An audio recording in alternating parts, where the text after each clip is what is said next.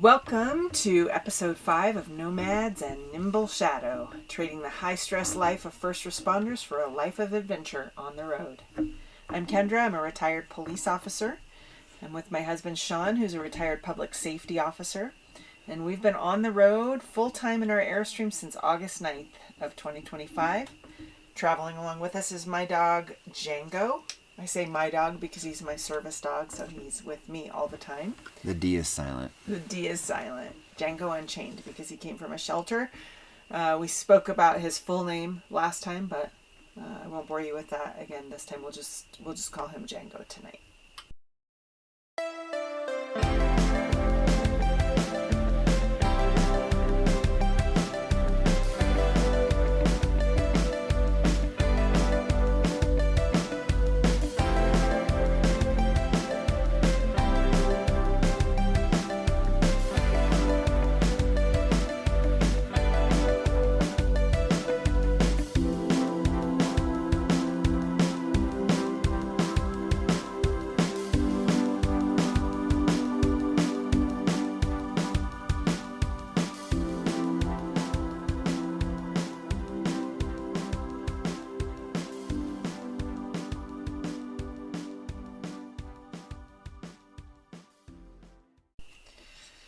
All right.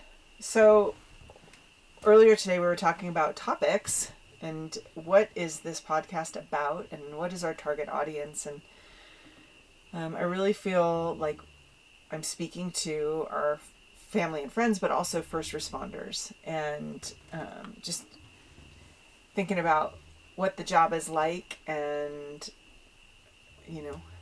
reaching retirement and living an entirely different life. It's nice to kind of look back at the history of our careers and have some thoughts and observations about that. But I wanted to ask you, when you first started as a first responder, what did you like about it? What was the draw and what was the enjoyment? Well, I mean, it's the most obvious answer in the world. Like, we get to go to all the exciting stuff and do all the exciting things. We get to drive fast. We get to learn how to drive really well. We get really cool training. We get to see crazy, wild, amazing things that are a lot of bad, but also some good. Just everyday exposure to adrenaline and fun, and you're bonding with these people. You're bonding in, I don't know, what's like that? Trauma bonding, where you're like, that call was crazy, yeah. Or a pursuit. Can you believe that? Or a pursuit, or a hairy, sketchy situation where one of you or both of you or everybody gets hurt or somebody gets hurt and you guys just get bonded. So it's just this connection you have with people. That's my answer. So it was amazing. I mean, I love to go to work. I love to stay late. I loved it as a young. I was 27 when I started. I was a lot older than you were when I started, but still, I found it like this is what I wanted to do. Did that change? Well, you answer first. Oh, what I loved about it? Oh man, I love human drama. I'm a crime show junkie. I'm a crime podcast junkie. Nosy Ned. No, you were Nosy Ned. When I was growing up, I remember reading books about like The Faces of Eve and When Rabbit Howls. These are books about people with like multiple personality and lots of abuse. I just was always fascinated with the human drama side of things. Huh. And so I loved, going to these crazy houses. I loved going to hoarder houses. Mm-hmm. I loved it just to see how people live. People are so interesting. So side story. I mean, the first time you and I ever interacted was one of those calls. Yeah, that's right. It was a cat hoarder welfare check. So I was a brand new officer off of training. And I was your dispatcher. And you were my dispatcher. I didn't know. I mean, I wasn't there long enough to recognize. I mean, you knew because of my sultry, awesome voice, right? Like, I identified you as a female. Well, thanks. Yeah, I wasn't on long enough to recognize voices, and the department we worked for was really big, so it would be probably a year before you start recognizing people's voices. And I think I might have been in the hole too. I don't remember that. Okay, so I was not familiar with you, but we had this bonding of like a crazy call, which was South San Jose, right? Was I on You know, I don't remember. I feel like it was District Yellow. Okay, I don't remember, but I got dispatched to a welfare check. Yeah. A welfare check is when you need to go check on the welfare of somebody. Obviously, it's like family members, neighbors, pastors. They'll call and say, I'm worried about my blank and I need you to go make sure they're okay.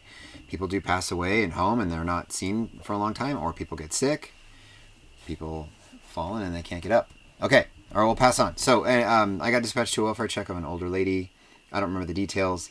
And I've seen or was exposed to people that hoard pets. Maybe as a 27-year-old. I thought I knew what I was getting myself into, but I was not.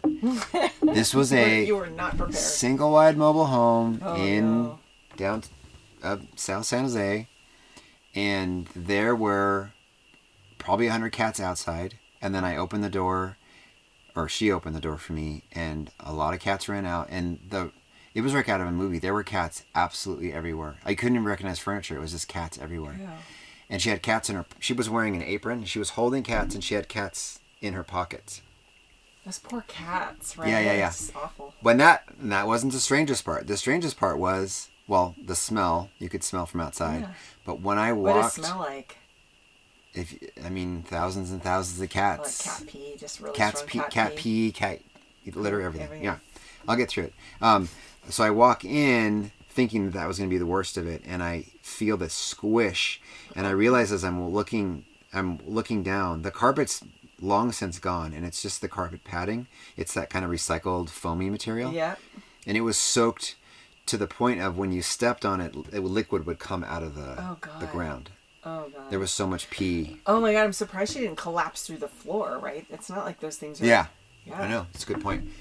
And then I don't remember any of the details except those, but I do remember that there were not just live cats. There were dead cats everywhere, too. There was a dead cat in her pocket. There was a dead cat on the bed.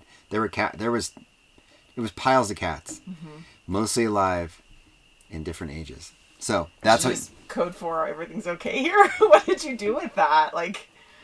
Oh, no, we got animal control, and we had her evaluated because she obviously was... Yeah, she needs to want an email, for sure. She was not all there. I mean, bless her heart. Bless her heart. But those poor that was a weird cats. call, and I think you just catted me at the end, like, that was weird. What was that all about? And then I described it to you, and that was the first time I ever... And you're allergic to cats. Uh-huh. Yeah. How was that? Yeah, guess what? When you're a cop and you're allergic to cats, you go to a cat call. It's no big, Yeah. I mean, it's not like a peanut allergy or something, but yeah. Right. All right. So anyway, I didn't mean to sideline us. Anyway, I love that kind of human drama type stuff, but it eventually changed. I mean, I don't regret my career at all, and I had a great career, but that kind of fun was in long past, right? No, I think what so a normal human being's baseline for adrenaline and excitement is once in a great while. Yeah. You might get a near miss in a car. You might go water skiing once or twice in a summer. But when you're inundated with adrenaline for 10 hours a shift all the time, pretty soon that's your baseline. It's just this high amount of adrenaline. It's not good for your body. It's not good for your blood pressure. It's not good for anything. And your baseline is at this high. So when you get home, your body crashes. This is not a medical or a psych podcast, but your body's trying to recover. And basically, pretty soon, you feel no excitement at all for anything at all, unless you... This episode brought by Django snoring. Hey, I think you got sleep apnea, bro. Is that a big day? So I think a lot of that changes. The excitement of the job changes because it's the normal thing, and it takes more for you to get excited or more for you to do that. Yeah. And now, pretty soon, you become jaded. Yeah. And you become numb to compassion, and you just become this like kind of automaton. Yeah. But also to protect yourself from the bad stuff.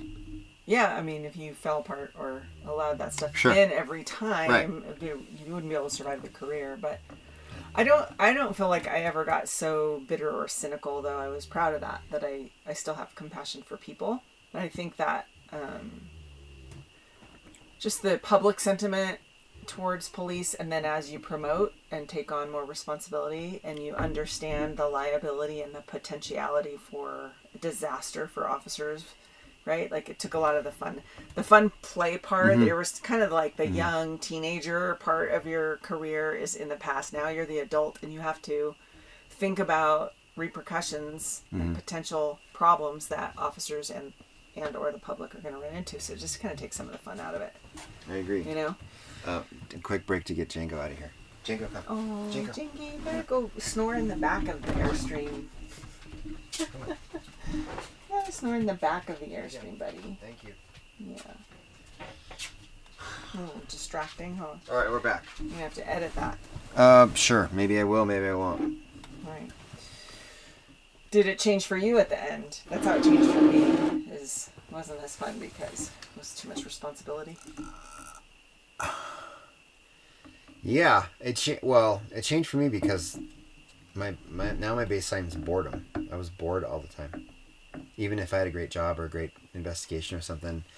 Until that, like my last part of my job, as you know, I was in charge of a crew that went and found people that were hiding from us, and that was exciting. It would be a 72-hour investigation, and 1 hour of that would be actually finding the person and going hands-on with them, arresting them, and that was my hour of excitement, and everything else was complete boredom. So in the beginning, that would have been very exciting the whole time. I would have been able to sleep. Yeah. Not exciting. I mean, I miss it, but yeah. But I feel like I miss the early days. You miss miss that the feeling. last. Yeah, you've burned out all your receptors. Like the excitement about it. Yeah, you burned out your receptors. Oh, great. Yeah. Great. What about, since we've been on this trip, have you experienced boredom yet? Healthy boredom. I think healthy boredom. And I don't do a very good job at it, but like today we're in the spot for 2 days, which is kind of a bonus. Usually we're moving, but today I made it a point to just kind of put my phone down and drink my coffee and be mindful. Just look around. Yeah. And there's always something I could have been working on or straightening or organizing or whatever or planning. And I just made it a conscious effort to sit and not do anything. So healthy boredom, I think. Nice. How about you? Not at all. I feel like the days are going so fast, and by the end of the day I'm like, oh my gosh, we didn't do A, B, and C. Well, there's always tomorrow, right? You know what we did do today? We played pickleball today. Super fun. We did a lot of things today. Some we can talk about, some we cannot. Yeah, we played pickleball. I was thinking about the bad stuff. Oh, how interesting. I had completely forgotten about that. So I'll start with the positives and you can talk about the negatives. So today we made it a point, we knew it was going to be really hot at this campground in the middle of the day. So we went into town, Pocatello, and it's Sunday. It is a religious town. Nothing's open. It's just quiet as a mouse. So we looked for a pickleball court and found one. Beautiful park called Ross Park. Beautiful.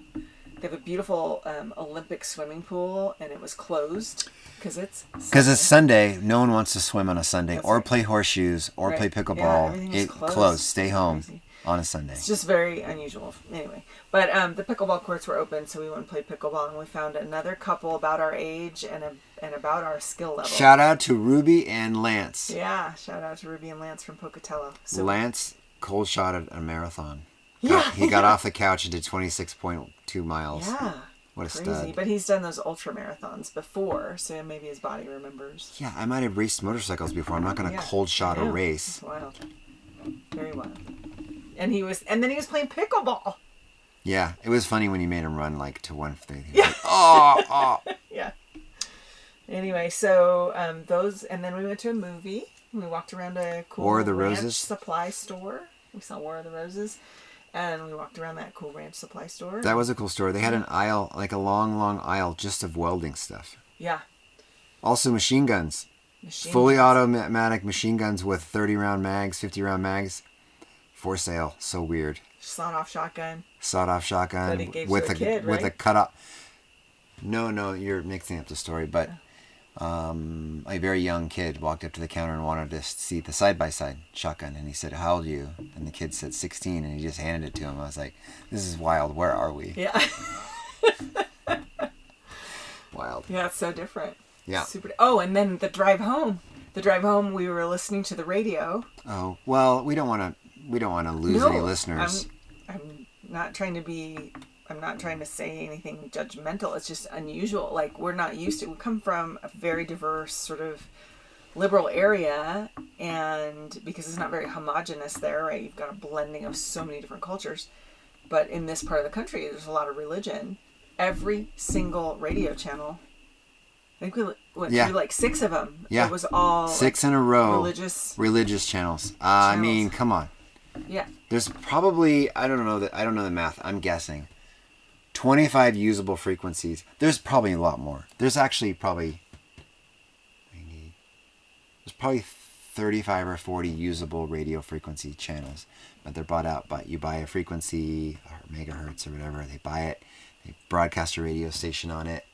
There weren't that many stations in Pocatello, Idaho. Not that many stations.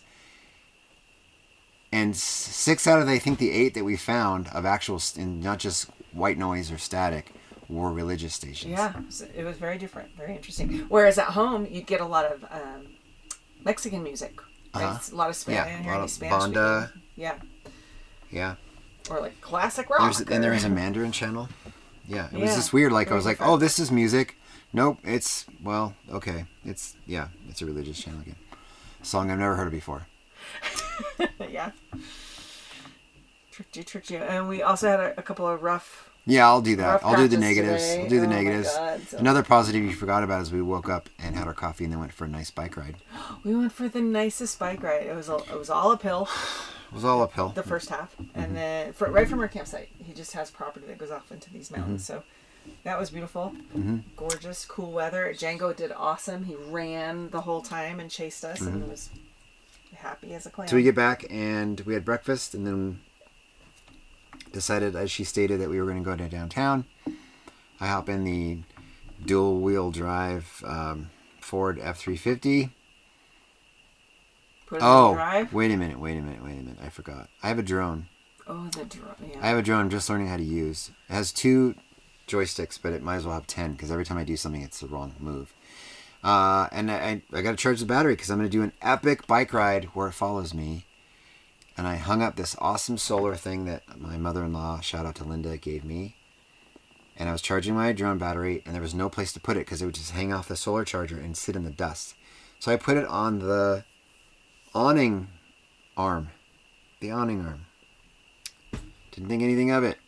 Well, before we leave, all you fifth wheeler, all you trailer people, all you campers out there know that when you leave your campsite, you got to close your awnings because it could get really windy and it could sail away. So I closed the awning. And as I was walking away, I noticed that one of the awning arms was stuck out kind of weird. And then in there, in between, crushed like a vice, is my $95 drone battery. What a dummy. So I crushed my battery. So that threw me off. I opened up the awning. I took it out. Awning's okay, though? The awning arm? Awning's fine. Okay. Got in my truck. Put it in drive. Drove 1.5 feet. Felt like I ran over a tank. And then I think you said, the bike, right?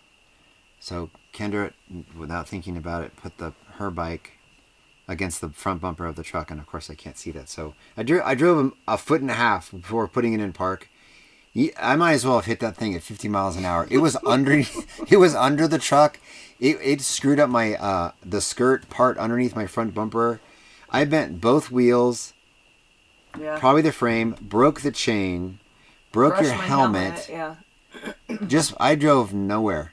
So then I had to unhook from her, and things were going like, I'm falling apart here. So I put in reverse to get off the bike, end up backing into my bike and the trailer because my rear view camera doesn't work.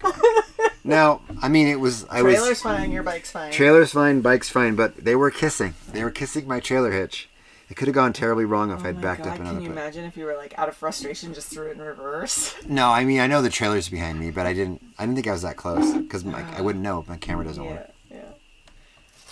And didn't you walk around the front of the truck to get No. Okay. I thought you did. No, I went up to the passenger side and we were talking, and then we closed the door and I went around. Yeah. Okay. If I had walked by. I know.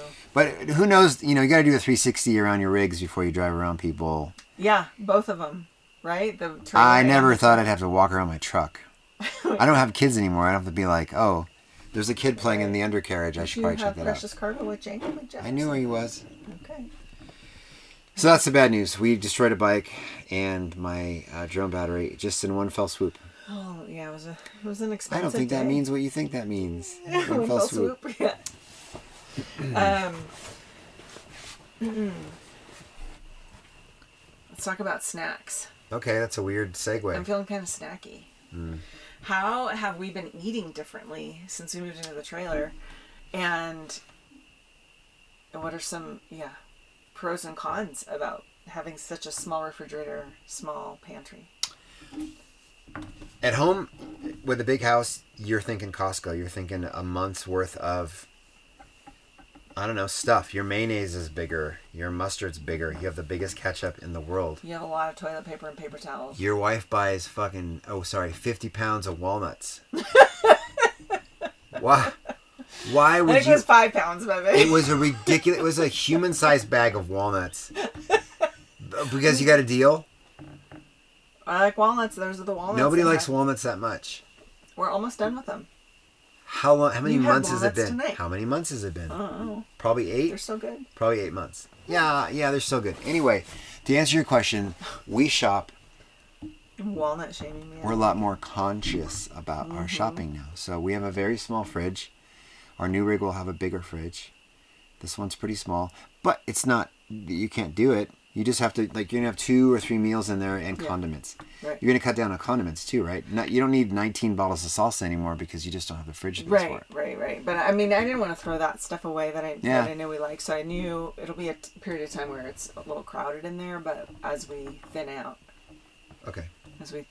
Things will, like cleaning supplies, same thing. Like as we go through the Lysol, I don't need to buy another one because I have a different clean. How about a 50-pound bag of Lysol?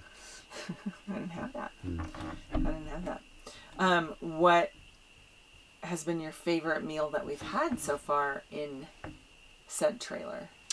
Oh, my favorite meal? My steak was pretty good. But you didn't eat that? Well, I mean, I felt like your question really didn't get answered. It didn't? You have to meal plan. Oh, yeah. You got a meal plan, so you have the right stuff. And you actually, I think you'd end up eating less. There's just less room for you to have less snacks. Oh, for sure. I'm snacky right now, and there's not we don't have anything for snacking, I mean, if you plan for it, and you know you're going to be snacking, you want a bag of potato chips or something. Yeah. You got to buy that. Never potato chips, no. I never am craving potato chips. Okay, it was a bad example. What do you crave when you're snacky? Like, what's your go-to number one? I know crackers. What it is. Yeah, it's my crackers. It's your almond flour Dude, crackers. this podcast should be sponsored by my crackers. The farmhouse. We should write to them because the amount of money we've spent. I have on eaten those so crackers. many of those. Yeah, it's the farmhouse brand, right? Farmhouse. No, they have farmhouse cheddar. Nope. Simply Mills. Simple Mills. Almond flour. Just the sea and salt. Sea salt. Don't you dare get anything else. Yep, that's it. Because there's a rumor of rosemary. Yeah. A little bit of garlic. Yeah. A little bit of onion. Salt. And almond flour. Now, notice I said rumor of rosemary because you can overdo rosemary. Everyone out there listening to the show is overdoing with rosemary. Yeah. So it has. But you don't like basil either, which is like unheard of to me. I know some people like. It's not that I don't like it. It's that people overdo it. If one leaf of basil is good on a slice of pizza, why do you need to put 12? If one sprig of rosemary is crushed in a mortar and pestle and added to a thing, why are you adding a whole tree of rosemary? Stop it. Okay. Well, it's not me. I didn't do it. I want to be like crunch crunch. Was that rosemary? Kind of reminds me of rosemary. Not rosemary. Just punched me in the face.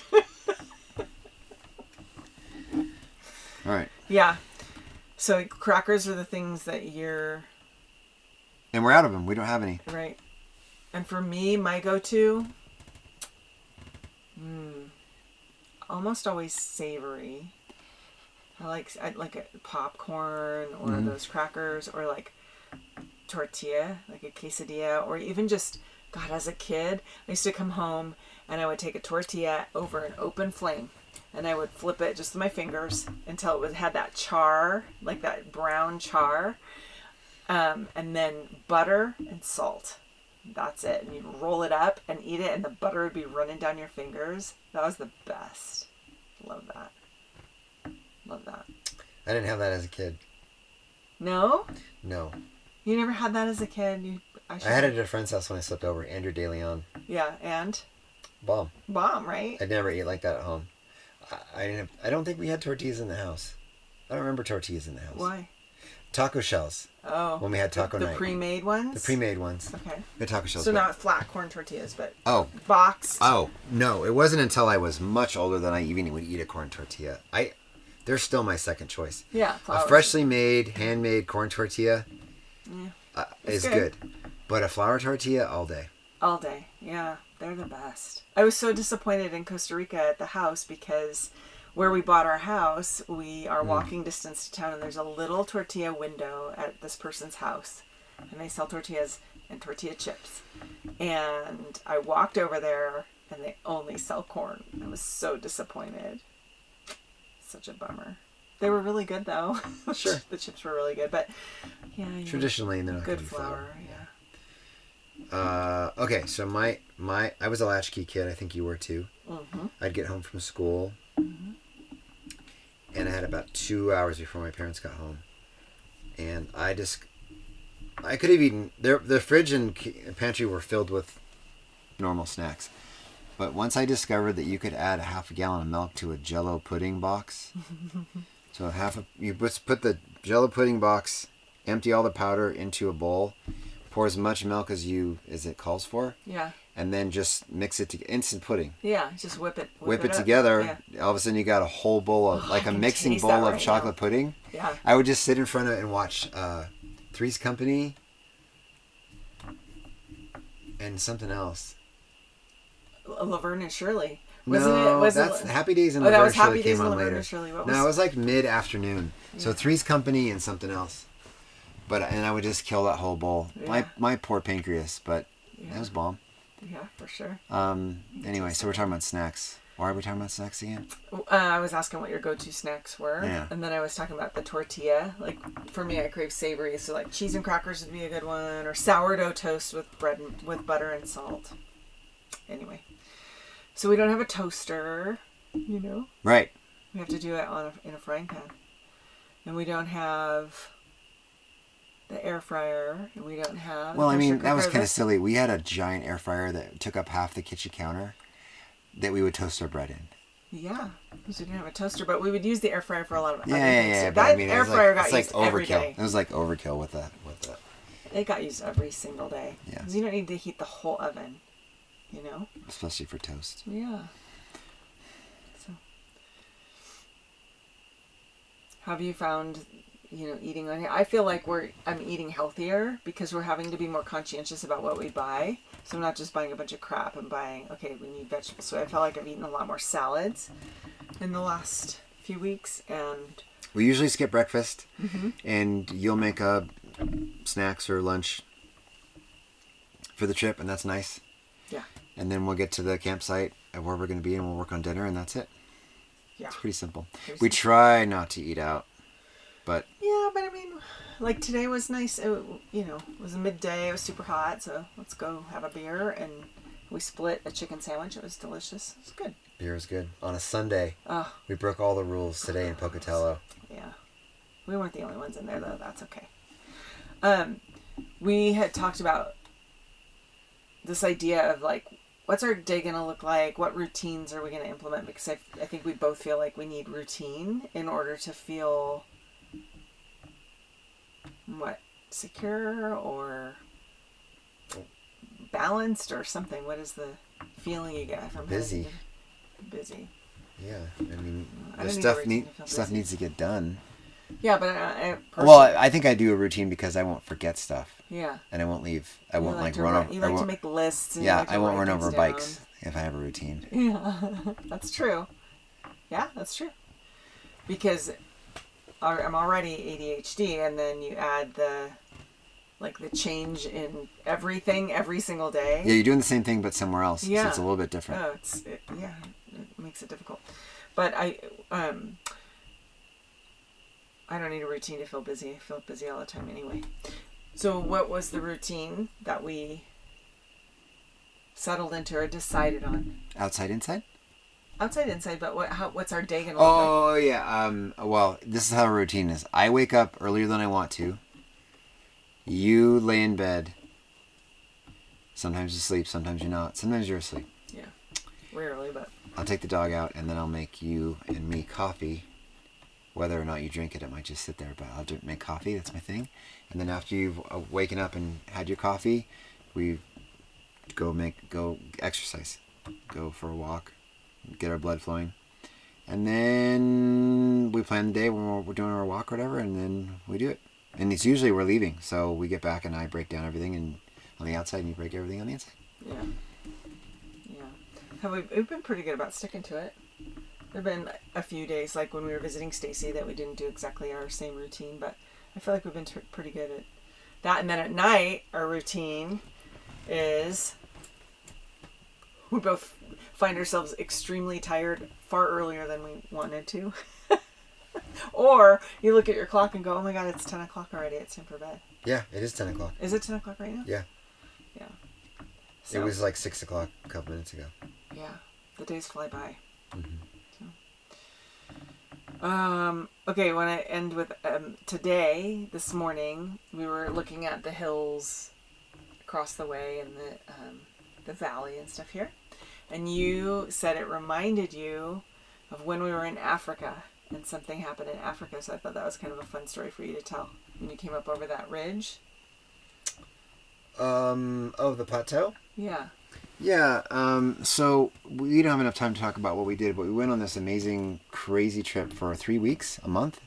18 days. 18 for days. That, and then we added on. 18 days in South Africa, where we were working for a scientist, and we were counting animals on foot 7 to 8 miles a day with these transects, where these shot with a shot with some sort of like laser GPS coordinate, and they would cut a swath for 8 miles just straight. You could see it on the horizon. There'd be nothing but like jungle and trees, and then this straight line, and that's what you were walking, and you'd count animals.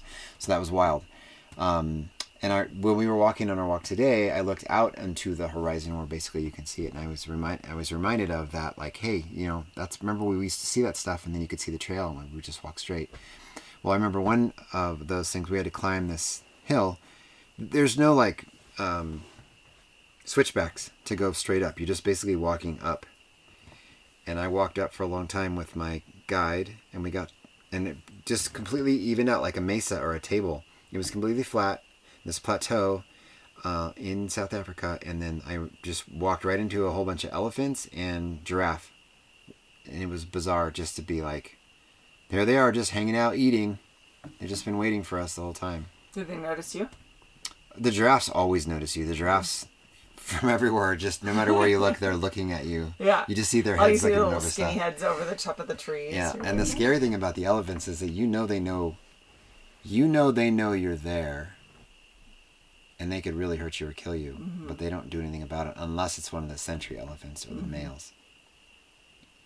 Yeah, they'll make sure they know not to come any closer. Yeah, they're terrifying.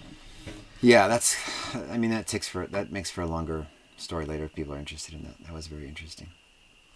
All right. Well, this will be the end of episode 5. Can you believe we've done 5 of these already? It's kind of fun. It's a nice way to connect at the end of the day. I like it. Yeah. And now we get to go to sleep. Yeah. Okay. Love you. Good night. Oh, love you. Good night.